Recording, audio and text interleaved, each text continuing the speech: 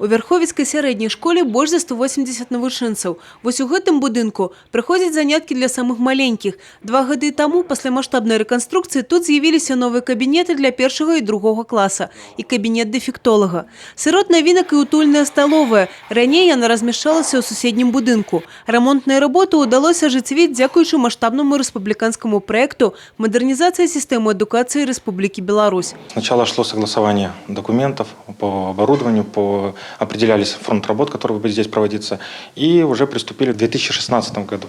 В 2016 году была произведена капитальный ремонт и реконструкция нашего второго здания. У абноўленых умовах вучыцца і вучыць больш прыемна, упэўнены настаўнікі. Ім ёсць чым параўноўваць. До ремонта. Но у нас тут находилось 4 класса, но классы были 2 больших. Удобств никаких не было. Умывальников не было. И прохладно было, потому что отапливалось, как говорится, не очень хорошо. А сейчас очень хорошо. А ў топе старшакласнікаў электрафорная машина. Новыя прыборы, якія патрэбны для вывучэння фізікі, з'явіліся ў навучальнай установе месяц таму. Модернизовали и кабинет. Можно провести лабораторные работы, буквально почти все. Ну и плюс здесь, значит, цифровая лаборатория Эйнштейн, которой до сих пор в школах, насколько я знаю, не было. Намного проще то, что дети выполняли вручную. То есть сидели, рассчитывали. Вот здесь в данном случае намного быстрее получается выполнить ту или другую лабораторную работу.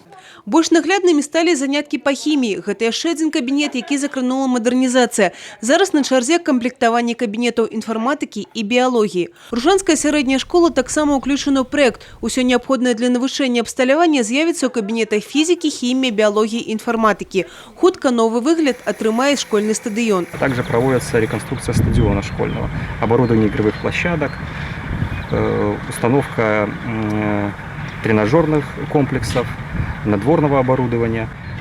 Уже сейчас сделана отделка 4 кабинетов.